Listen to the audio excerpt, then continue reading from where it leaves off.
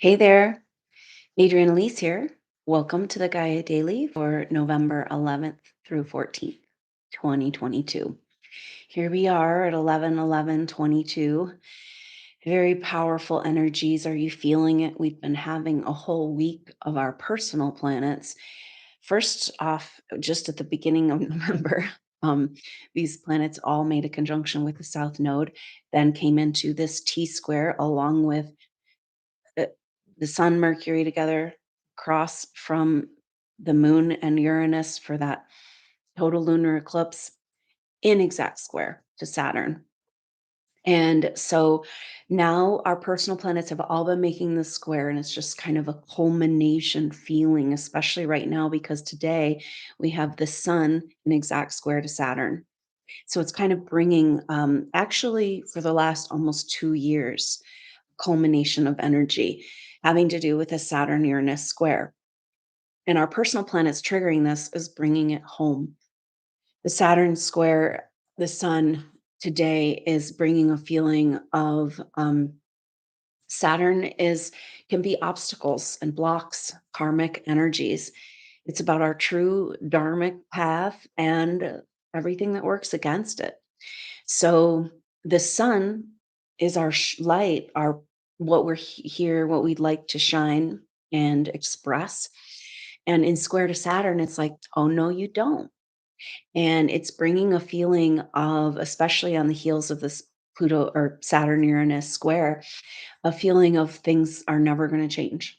It's like, oh, we thought we were at a tipping point. We thought something was happening. Supernova souls are feeling so much shifting and changing in their energy field and like letting go of karmic burdens in just such an amazing way. But then why isn't our life lining up with these truths? Why isn't our physical reality showing and manifesting these energetic changes? And that's the deep mystery of this whole evolution. And it has to do with Saturn, particularly Saturn and Aquarius. Saturn is our it's like the original plan, and then it's the hijack plan. And that's where we get these obstacles and energies working against. Saturn represents the energies of our manifest reality, so kind of the lower matrix energies. And so in your birth chart, Saturn will the placement will tell you what is your dharma, what is your true deepest soul path, you know, have to do with. And what is working against it? So, Saturn and Aquarius is speaking to the Atlantean time, which appears to be an age of Aquarius. And it's like, we haven't gotten that shit resolved. And maybe this is the whole thing that is actually holding up this whole story. So, we're feeling all of this squeeze and Saturn and Aquarius. Okay, so you want to break on through, what is your role? What is your dharma? What is your true path here? And those truths are hidden in under the rubble of the past, especially in Atlantean time. Because one of the huge energies holding supernova souls back, and in fact, the whole uh, inside out rearranging flipping of the tables that we know has to happen. It all has to do with this, apparently. This huge message from the very beginning of these downloads of supernova souls that when supernova souls let go of the karmic burdens that and let go of the energies that they carry for other people and souls in this, perhaps you carry the energy of this whole evolution, feeling somehow responsible. I've met again and again supernova souls worked individually. It's like, how can one soul feel like it's all their fault? How do we all feel that way? And it goes back to the story of these Atlantean catastrophes, which again and again I've seen in past life pictures very clearly shown that these were not caused by our power. They're caused by weapons made from the same technologies of the power that's available in our very own body. See where we're at? It's like we cannot get anywhere until we take back this technology. And it was never misused when we used it inside of our body. So we are the free energy. We are the disclosure. And there's a powerful opening up happening as much as we're having this intense squeeze of feeling like nothing's ever going to change and the cold of the dark. It's like, just forget it. Why? I've been putting lifetimes and so much energy into this bullshit earth plane. Get me the F out of here. I'm done. Right. I mean, we all know this feeling. And yet you can't give up now because we're so close. You're so much closer than you think. And you have to know that those squeezing, totally times where you just feel like you're not going to make it through and there's this encroaching darkness, that's because it's pushing you towards that point of light. It always makes me think of the story that Edgar Casey told of when he had conscious memories of going into his sleeping trance that would bring forward information about health and astrology and past lives. And he described this kind of having to go through these levels of different planes where the energy that he's talking about, the lower astral plane, where it is like dark and scary, but he always knew he just had to go towards that light, and then that's where he could access those Akashic records. So, what's been coming up and forward for supernova souls, as much as our outer world and this whole intense square, T square squeeze we've been in is just like, oh my God. Ugh. But at the same time, the lower astral plane is getting cleaned up. There's not so much stuck energy, and souls that are coming and going are having an easier time and they're being able to communicate with us more. If we could listen to souls that have passed and hear their messages for us, so much of our illusions and pain would just go away, especially for supernova souls, because you have no idea what a benefit you've been doing and the work you've been doing on this lower astral plane. And and that's really important for these times that we're moving into.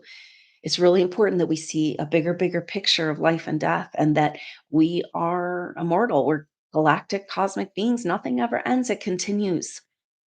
Life continues. Consciousness continues. Now, part of the way that they've kept us in the control energies have kept us in this too long of a loop of time and repeating these old dark patterns. Um, has to do with erasing our memory. And we need to look at the great mythology that we're buying into, say that we have this solar flash. And, the solar flash, that whole energy is zapping our memory.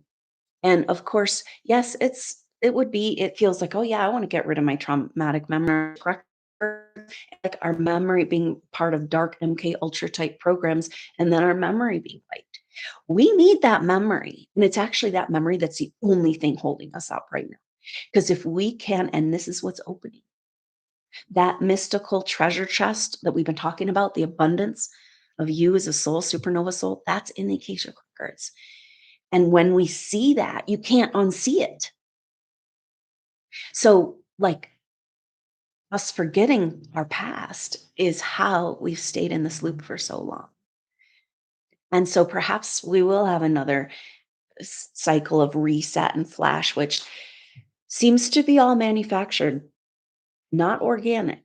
They want us to think that it's creation and God and Jesus who decides these things. And it's like, once we're in exact dates and times and frames, we're stuck in the matrix. And so we got to be really careful. And it seems like maybe this is a really important part of the supernova soul journey right now is like uncovering these records. Because once you know who you are on that level, you cannot forget.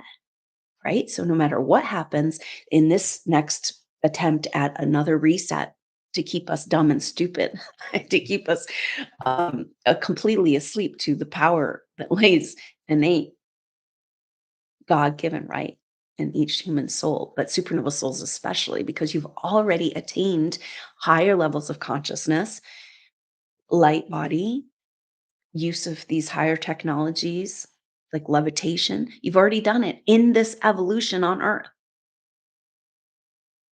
And that's what they don't want us to know. And that's what's being revealed. So, what I'm seeing in supernova souls is a huge swinging pendulum back and forth between this darkest, blackest night place where you can't even imagine that you can't even just comprehend the level of intense feelings and energies and deep, dark loneliness and that. And then these moments of that God consciousness, the truth of who we are shining through and feeling like, oh, okay, I could see this bigger picture. I can trust in myself. I can trust in spirit and source and whatever's playing out here, I'm fine with it, you know? So it's like just this kind of swing of energies and this eclipse that we had this last week, so intense with Mercury and the Sun together and the Moon and Uranus, our higher self staring down our lower self. And so what's coming up in this square energy now after the eclipse is this huge gap, so a lot of the dark feelings in Supernova Souls is like this feeling of being stuck in between who you've been, the roles you've been playing, and who you really are and what you really came to express. And like it's like you feel like you took a big leap, you're letting go, you're doing your karmic work, but you're stuck. You fell down into this deep, dark crevasse, and now you can't even see up from down, and you don't even know if you even exist. Because you don't. False personality constructs of who you've been stuck in these old loops, that doesn't exist. That has to die, right? So there's a huge ego death process, but there's also a huge, like, bloom of weird ego energy coming out of people. It's like a purging, a purification energy, but watch out for this out in the world right now. It's kind of like, um, all of a sudden, this kind of somebody that you wouldn't expect or doesn't seem to have energy to come across in a dominating or controlling way, and it's just like these things are being exposed and revealed within all of us. We all, in order to be here, we all took on the devil inside, right? We all, and especially supernova souls, we knew that we couldn't fulfill our purpose and do what we're here to do without going to the deepest, darkest depths. So that's a lot of what's on the table right now with the Scorpio, and I can just feel supernova souls being like feeling this shame, finding this shame feeling over where how far we've gotten off track, and then shame around feeling shame about it, and then shaming ourselves some more. And, oh gosh, and all this shame just seems to go back to that bullshit story from Atlantean time that we ourselves created these earth catastrophes. And it's like those of us who are in touch with that and been in that program, it's like finding ourselves realizing that our whole life has been about trying to justify our existence here, to make up for something or prove something or know that we're worthy, always trying to be of help and service in order to try to make up for something or, justify our living and breathing of on the earth. It's really crazy, but we've been playing it out on a deep subconscious level, these codependent patterns, and they're coming up. And it's like the ugliest darkness that you thought you dealt with back again in your face. That's this astrology, but it's shifting. So we really want to be present for this shift. We just have a couple more days of this square energy. So make it work for you. Sun square Saturn is like, oh, no, you don't. And you got to be like, Adrian said, that there's no authority outside of a human soul and a body. You have the highest authority of this land. And isn't it time for you to exercise that authority and come back into who you are? Come back into your remembering, clear away the cobwebs and the rubble to find the treasures of who you really are underneath so we can bridge this gap of the life we've been living that's a complete lie. Most supernova souls feel like they're kind of living in this weird nightmare slash dream. And then they have this astral vision of what's possible and all of this inside of you, and it's interesting because there's a lot of talk around peace because here we found ourselves in another war, as we're like, how obvious does it need to get the military industrial complex that we were warned about, um, so many years ago, and how we just continue to give our power over energetically and through our money and our taxes, and um, but then we have to examine what is peace. And we all want peace. And that sounds good and it feels good.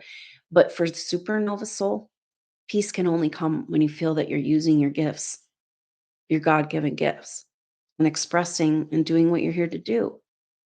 We don't know what this is, and we don't have to know, and it's not about that. It's about the process of expressing the potential that creation has allowed us to be a part of here, that we have worked so hard to be a part of in that co-creation, you know? And so, this is this place that we're at, is, going to that darkest dark and recognizing, okay, so part of the energy that's going on is that Jupiter has retrograded back into Pisces. And degrees of Pisces, it's a heavy place, man. It's death. It's the end. And it's also got the deepest, darkest bullshit from the Pisces age, you know? And so here, Jupiter, our king, our new king, our pope, our love, our light is going back into the dungeon, into the dark ages. And so it's bringing up all of this, but one of the important things that's coming up is this whole the distortions of the Christ mythology. The big part of what the whole Piscean age was about, and how the whole Christ mythology was used to control humanity by creating these religious structures of power and control and fear based on religious fear.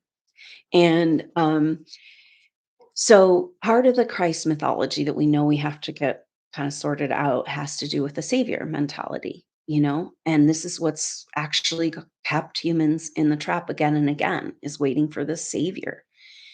And then it's like some bullshit reptile shapeshifters like, come on to dock on the ship, you know, sure, we'll save you. Come on, to another deeper and trying twisted matrix reality, you know.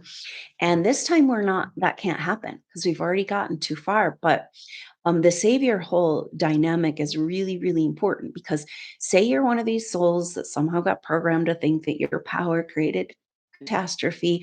You took on a whole bunch of karmic energy of these souls that you feel like you must have been, it's your fault. And then now it's your job to make them happy and healthy and get back on their spiritual path. And then you traveled with them through lifetimes, through these traumatic experiences, and became all caught up in the energy, more and more responsible, more and more karma. And then going through this intense process I know you've been going through, of realizing that you chose to get through this alone. You didn't want help. We can't. We have to all choose of our own volition. We all have to say, yes, I'm going back to source now. And I'm taking all the gifts that I've developed and have been given through this experience to be able to keep those memories, keep our individuality, and go back to source. This is the whole reason why we're doing this. And we can't do that if we're going to give our power over at the last minute. Right? So the Aquarian age has been shown, it's like, to get to the Aquarian age, we've got to have full autonomy. Because if we have loyalties to anywhere outside of ourselves, then we're going to fall apart and leak it away as we move over into our abundance. And so it has to get resolved. And now when you go through this squeezing dark night of the soul place and you're there and you're like, you're the only person who can save you with creation energy through your body and your power. And when you go through that and you come through the other side, you would never want to take that experience away from anyone else. It's so empowering. And it's like taking back your soul essence. Nothing can touch you. Satan, get thee behind me. Okay. And it's like, so then from that place of recognizing that you are disavowing from your own savior victim mentality, how can you go forward and be a savior? How can you continue these karmic patterns, trying to help and serve and save? And of course, the natural arising of opportunities to use our gifts in an organic way, in right timing and right action, is just the most beautiful gift in the world.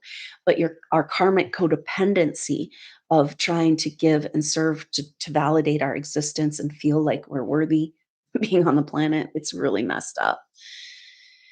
And it's got to turn around, and we're in that inside out place. And the astrology is speaking to this. So we're in this big squeeze that's pushing you to that one point of light, you know, to that place outside of duality, to that bigger picture of what's really going on. We all want to know and understand and have some truth come out, but we're the bigger picture.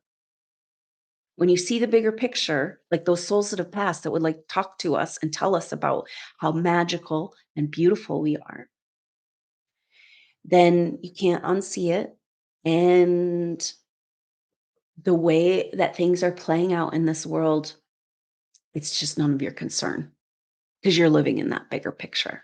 You're outside, and then, then there's this massive recognition of our karmic patterns. And this is all coming up because what's happening now is that the personal planets have come out of, or as they come out of this square, now Venus is out of this T square and moving into this weekend, we'll start to feel um, Venus coming into the kite shape. And the body of the kite is a grand water trine. So Venus is coming into a sextile with Pluto at 26 degrees Capricorn and a trine relationship with Black Moon Lilith. And then Jupiter at the end degrees of Pisces is backing up to kind of complete the energy of this kite. And very powerful culmination. And it's weird and it's beautiful because it's going from the 10th square in the darkest, blackest night to lift off.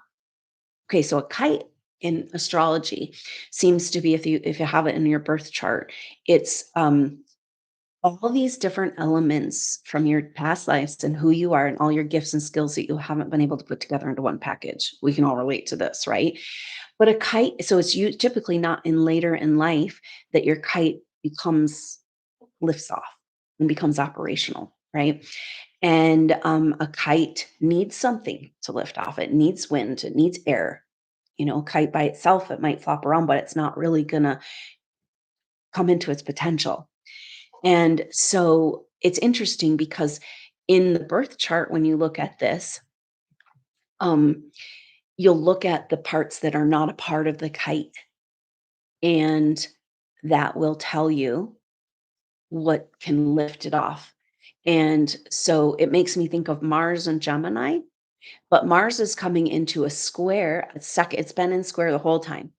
And so it makes me think of Mars and Gemini, but Mars is coming into a square, it's been in square the whole time. We've had 2 full months. We will have had 2 full months of Mars and square to Neptune, which is also bringing this feeling like, can't move forward, can't see out from under the rock I put myself under, or in this weird dip in between realities or crevasse, that I'm blaming myself for, you know, creating in the earth or whatever is going on, this weird place in between.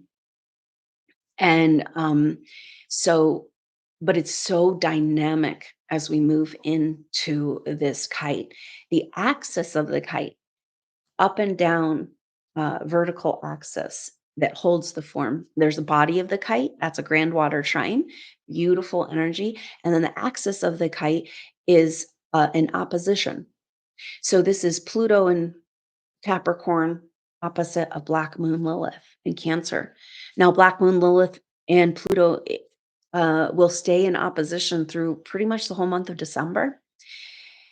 And we'll be feeling it into January, actually. And they come into opposition at 26 degrees and then at 27 degrees. So, very, very powerful because, and especially it's coming as they come into this opposition, all of these other planets on board, all of our personal planets and Jupiter and Neptune in Pisces, and it's all holding this form, this energy of lifting off. And so the Black Moon Lilith opposition to Pluto is very powerful because Pluto is the top of the kite in Capricorn, and Pluto is kind of guiding the way. It's the top of the kite. It's like the top is kind of finding its way. Really important messages for us because Pluto is now direct, heading into a sign of Aquarius. Huge shift. And after so many years in the sign of Capricorn. And so um, the kite saying, yeah, we got to go, right? Like we can't stay under the rubble anymore. And then the base of the kite, which gives it an ability to navigate. And typically people will tie things, a little bit of weight to the bottom of the kite to help navigate it. The weight and the guide and the ground of the kite comes from our relationship to the mother, to source or lack thereof, the illusion of separation. Black moon Lilith is the deepest, darkest secrets of typically associated with the feminine in Cancer. It's definitely this dark mother archetype and the damaging narcissistic reptilian programs of creating this delusion of separation that feeds and maintains this delusion of separation, this feeling. And especially if we feel that we cause these catastrophes and then it's all our fault and now we have to save everybody. Um, that would create this dynamic of not feeling worthy of, like we said, existing, breathing air, feeling loved and cared for in this experience, right?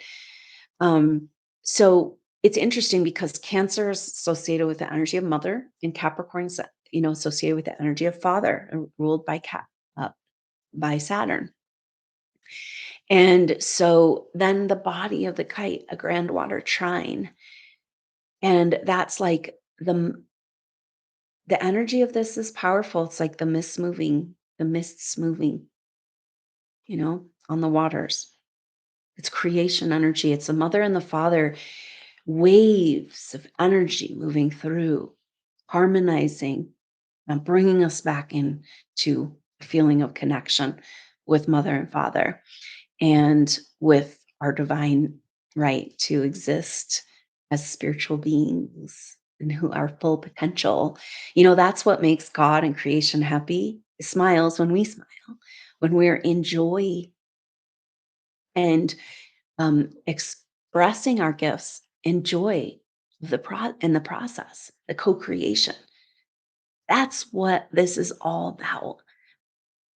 And so powerful energies here to just really pay attention to, because we've got this squeezing energy the next couple of days, but then we're going to feel a shift. Now, Venus is already coming into, starting tomorrow, coming into making the kite shape. Venus is actually like instrumental in forming the kite shape because Black Moon Lilith is still kind of coming in to that placement of opposition with Pluto. Black Moon Lilith is at 23 degrees, but moving to 24 degrees and this week. And so Venus is kind of coming into this kite and starting a whole different energy and a whole new level of creation. And it's kind of like that energy of the mists rising, the Avalon mist coming back. And although it looks like we can't see, it's really about being able to actually see, the access the ancient truth and who we really are and our capabilities and potential from, and opening up the astral communication and higher astral communication and our Akashic records, and feeling like we're coming into alignment and guidance and support again of bringing forward our gifts instead of the Sun square Saturn, which is like, no, everything's going to work against you again and again, right? Until we get out of the game. So many people are living free, like they appear to be free, maybe have enough money, they have a car, they maybe have some time in their schedule, but psychologically, especially SuperNova Souls, not free at all because you've been just beating yourself up and holding on to the energies of other people, the pain of this world. And, that's that message. It's like as soon as SuperNova Souls let go of this energy they hold, this karma and the pain and suffering that they hold for the earth and humanity, it's game over. That's when we get the flip. And here we are. We're going from a very dramatic, intense, dark squeeze and journey into this. And it's very interesting because it's like right now, Jupiter is at 29 degrees of Pisces and will go to 28 degrees. Only makes it to 28. That's still 2 degrees out of sextile with Pluto. But since this whole kite thing's happening, it is happening. And it's like, so it's like going back into the Piscean age. We've been talking about this for the whole time Jupiter was in Pisces, reclaiming the magic. So it's like 29 degrees is like, oh yeah, back in the dungeon. But then 28, there's a kite. And our personal planets are coming in, they're ready to fly. They're ready to move again. And so The kite starts a whole series of energy, and it's our personal planets flying the kite, but through the end degrees of Scorpio. And that's like the deepest, darkest place, going to that Phoenix rebirth of Sagittarius energy. And so this is why Rudolf Steiner described this time from the end of September in the Northern Hemisphere, the path of the light and the experience of the soul. The end of September, September 29th, is Michaelmas or St. Michael's Day, but it actually starts a whole period of time that goes until around US Thanksgiving, which is also when the sun moves into Sagittarius. So this is where we face the darkness and find our light within. And that's like exactly where we are at in our whole evolution too, because Jupiter's telling us this. Now, when Jupiter though goes to 28, it's like, oh wait, there's a kite here.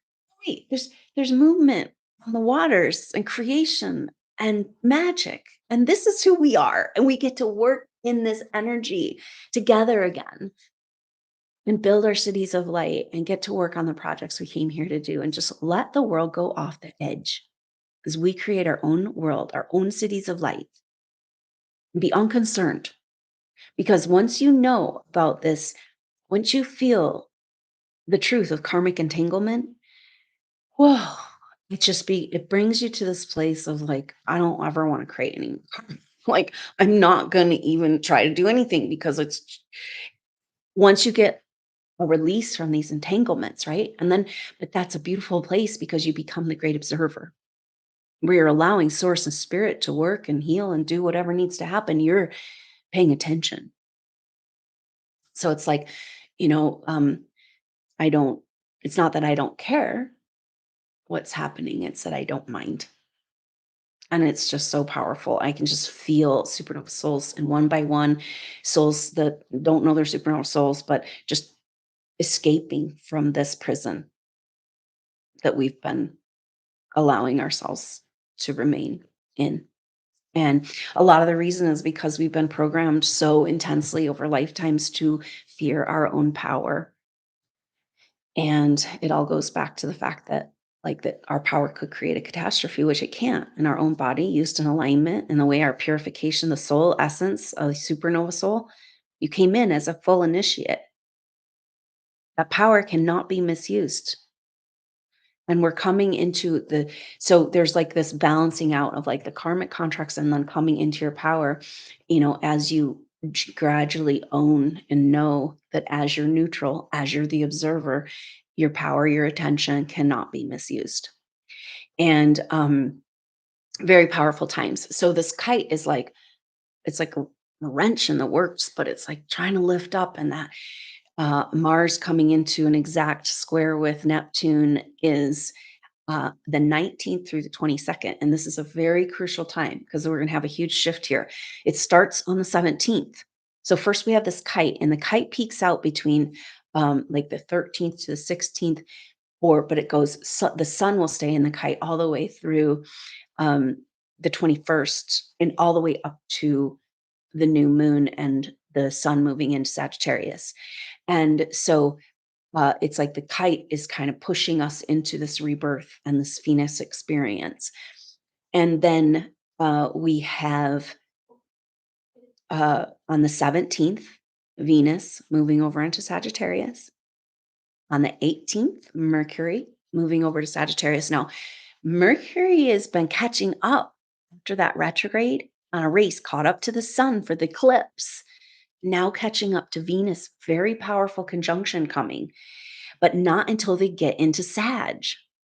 So they're close when they move into Sag, but they don't come into exact conjunction until the 20th to the 23rd.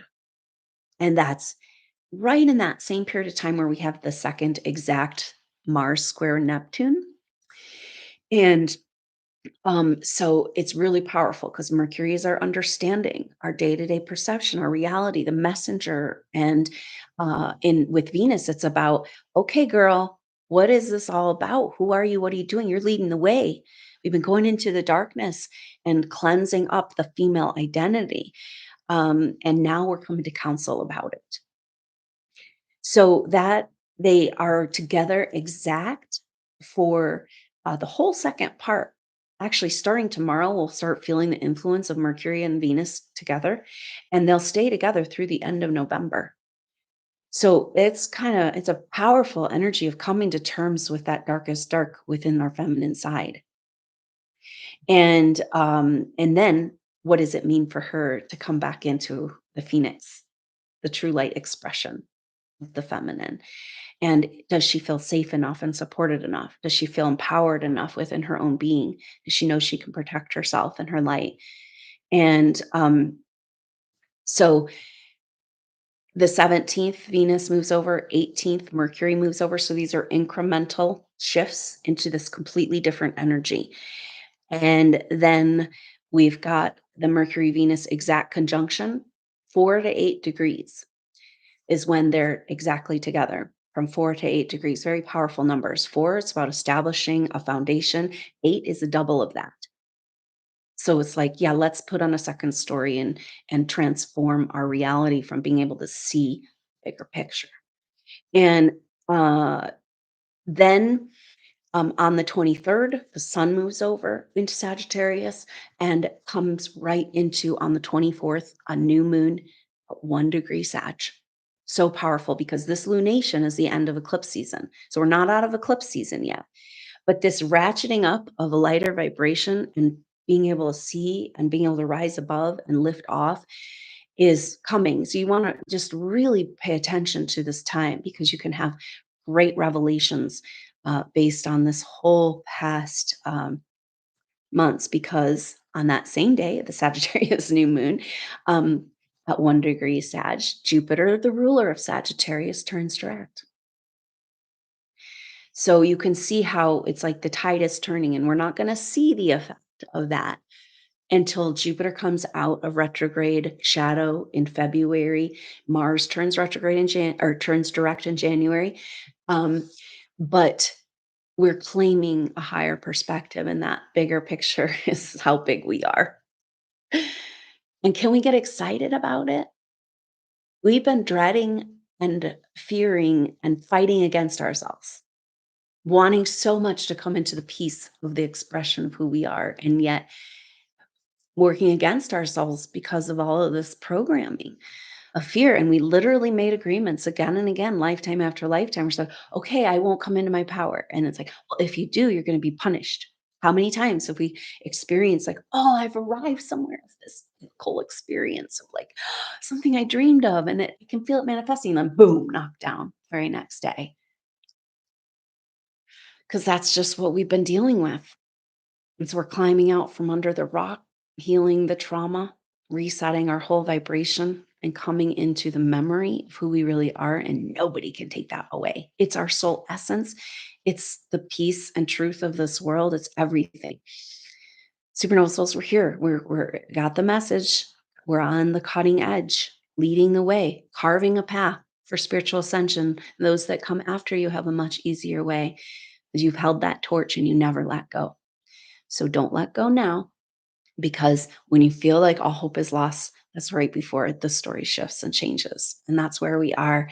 And when the light comes back on in the theater, you're going to see that you're hanging out, sitting right next to your team. They've been here all along. We just couldn't quite break through the spider web programming that's kept us in psychic quarantine and imprisoned of our own agreement. So we're rising above all of this, and stay strong, supernova souls. Keep breathing, keep loving, and um, experiment in that neutral place of observer, of like absolving of all karma, and taking a different place in the world, in your center, in your home, in your truth, opening up to your dreams and visions and what might come forward, the truth of your past lives and who you really are. It's all trying to come through, and it's at this crucial time where we need to grab a hold of it. So don't miss a minute in these amazing times. Let's stick together, and I look forward to seeing you on the next update. Until then, I'm Adrienne Elise. Namaste.